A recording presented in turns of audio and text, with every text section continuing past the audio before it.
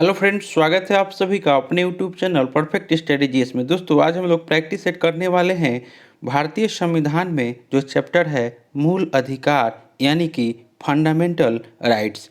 दोस्तों, यह बहुत ही महत्वपूर्ण चैप्टर है जिससे हर एक एग्जाम में 2 से 3 क्वेश्चन जरूर पूछता है, जो कि अभी आपको जो भी वर्तमान में एग्जाम हो, आपको एसएससी, सीजीएल, सीएचएसएल, एसएसएमटीएस, उसके बाद आपको सीआरपीएफ का, एससीएम का एग्ज़ाम चल रहा है, बिहार दरोगा हो, बीपीएससी का जो 69वीं आपको होने वाला है सितंबर में, सभी एग्ज़ाम के लिए महत्वपूर्ण है। तो दोस्तों, आप लोग पूरा वीडियो को ज़रूर देखें और आप मेरे चैनल पर नए हैं तो प्लीज़ सब्सक्राइब ज़रूर करें। तो चलिए शुरू करते हैं। हम लोग वन लाइनर के रूप में देखेंगे मूल अधिकार यानी कि फंडामेंटल राइट्स। और दोस्तों, यह क्वेश्चन जो भी हम लाए हैं यह आपको एनसीईआरटी जो कि एनसीईआरटी बुक से लेकर के आए हुए हैं। तो आप लोग पूरा वीडियो को जरूर देखें। कह रहा आपको कि भारतीय संविधान के किस भाग के अंतर्गत नागरिकों को मौलिक अधिकार प्रदान किए गए हैं। भाग 3 के अंतर्गत, और यह अनुच्छेद 12 से 35 तक में है। नेक्स्ट हम लोग देखते हैं संविधान द्वारा मौलिक अधिकारों को लागू करने की शक्ति किसे प्रदान की गई है। तो यह आपको सर्वोच्च न्यायालय और उच्च न्यायालय को प्रदान किया गया है, जो कि अनुच्छेद 32 और 226 में है। नेक्स्ट हो जाएगा संसद तथा राज्य विधानमंडलों के द्वारा बनाए गए नियम या कानून पर प्राथमिकता प्रदान करता है। अनुच्छेद 13। भारतीय संविधान के अनुच्छेद 13 का मुख्य उद्देश्य किसके संदर्भ में संविधान की सर्वोच्चता सुनिश्चित करता है। तो यह मौलिक अधिकारों के यानी कि मौलिक अधिकारों के भारतीय संविधान के अनुच्छेद जो 13 है वह उनका मुख्य उद्देश्य किसके संदर्भ में संविधान की सर्वोच्चता सुनिश्चित करता है। तो मौलिक अधिकारों के।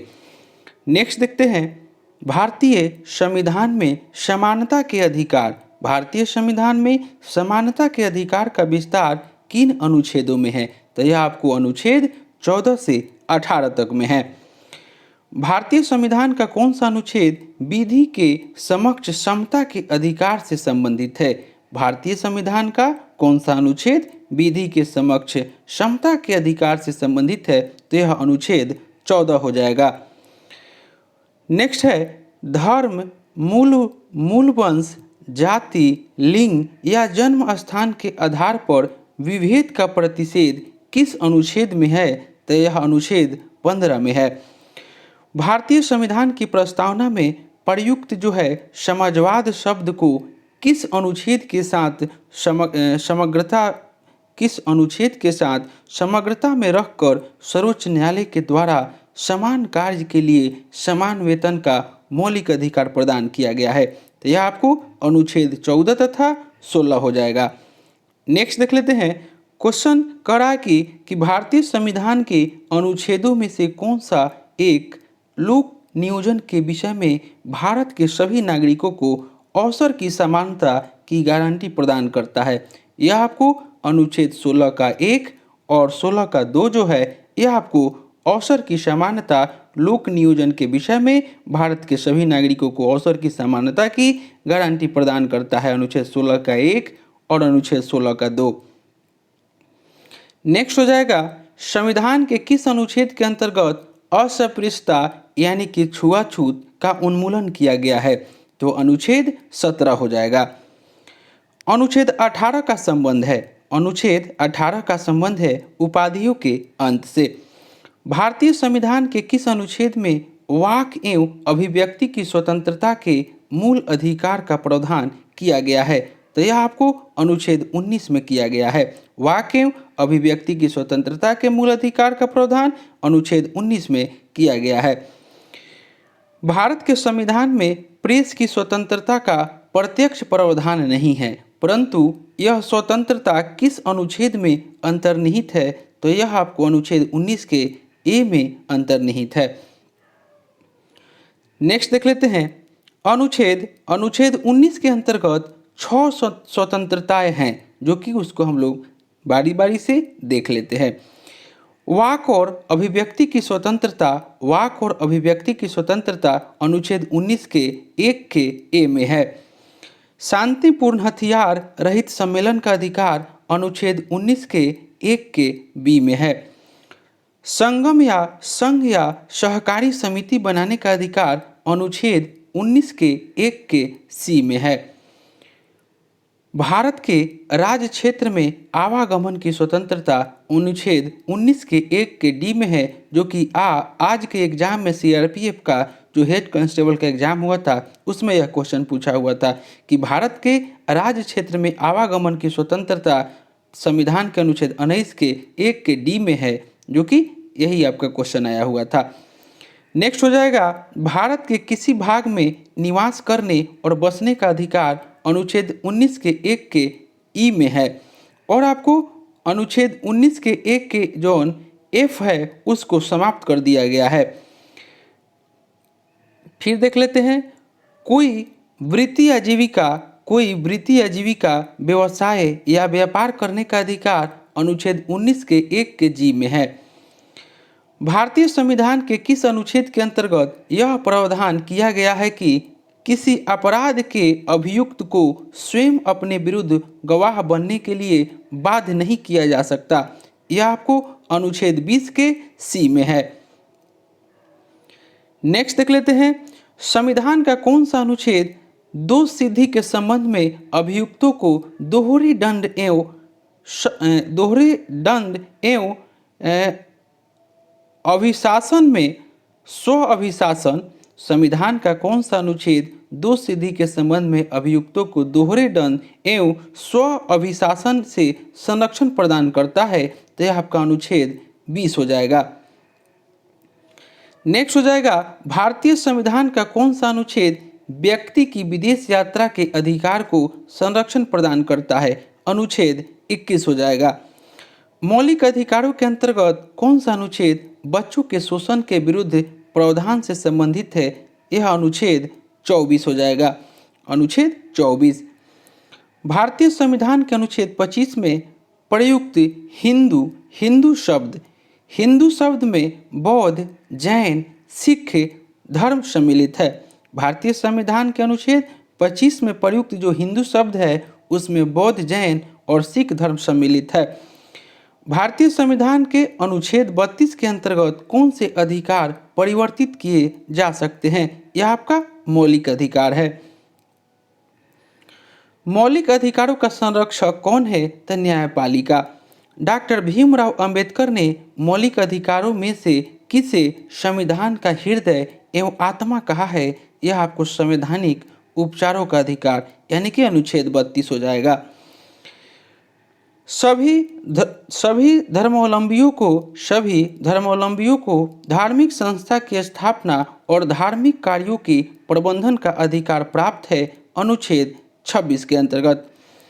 अल्पसंख्यकों को अपनी रुचि के शिक्षण संस्थाओं को स्थापित एवं संचालित करने का अधिकार किस अनुच्छेद में है?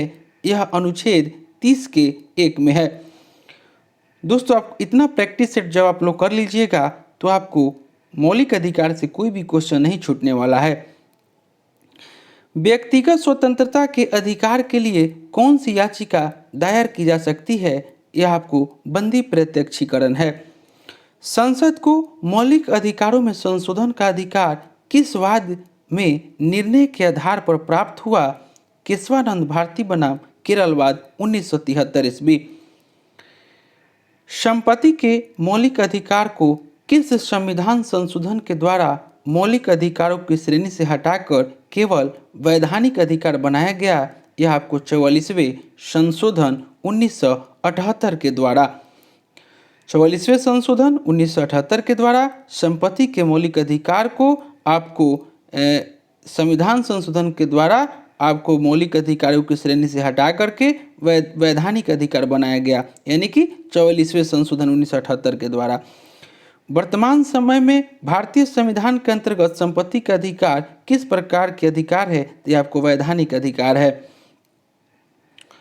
सूचना का अधिकार एक विधिक अधिकार है। सूचना का अधिकार एक विधिक अधिकार है जो सूचना का अधिकार अधिनियम 2005 के माध्यम से प्रदान किया गया है। आर्थिक रूप से पिछड़े वर्ग यानी कि ईडब्ल्यूएस को आरक्षण प्रदान करने के लिए संविधान में कौन से अनुच्छेद किया गया है? यह आपको अनुच्छेद 15 के 6 तथा अनुच्छेद 16 के 6 हो जाएगा इसका राइट आंसर। अनुच्छेद 15 के 6 और अनुच्छेद 16 के 6 के अंतर्गत आर्थिक रूप से पिछड़े वर्ग को आरक्षण प्रदान किया गया है। नेक्स्ट हो जाएगा 6 से 14 वर्ष की आयु के बच्चों को प्रदत्त शिक्षा का अधिकार किस प्रकार का अधिकार है? तो यह आपको मूल अधिकार है जो कि अनुच्छेद 300 के ए में है या 300 के क में है। भारतीय संविधान के द्वारा प्रदत्त संवैधानिक उपचारों का अधिकार गैर नागरिकों को भी उपलब्ध है। कौन सा मूल अधिकार राष्ट्रीय आपातकाल में भी समाप्त या सीमित नहीं किया जा सकता है? तो व्यक्तिगत स्वतंत्रता तथा जीवन का अधिकार। बंधुआ मजदूर उन्मूलन अधिनियम संसद के द्वारा किस वर्ष पारित किया गया था? यह आपको 1976 में पारित किया गया था। समानता का अधिकार अनुच्छेद 14 से 18 तक में समानता का अधिकार है। उसके बाद स्वतंत्रता का अधिकार जो है अनुच्छेद 19 से 22 तक जो है स्वतंत्रता का अधिकार है। शोषण के विरुद्ध अधिकार अनुच्छेद 23 से 24 तक में शोषण के विरुद्ध अधिकार है। धर्म की स्वतंत्रता का अधिकार जो है अनुच्छेद 25 से 28 तक में है। संस्कृति और शिक्षा संबंधी जो अधिकार है अनुच्छेद 29 से 30 तक में है और संवैधानिक उपचारों का अधिकार अनुच्छेद 32 में है। केवल भारतीय नागरिकों को प्राप्त मूल अधिकार अनुच्छेद 15, 16, 19, 29 तथा 30 है।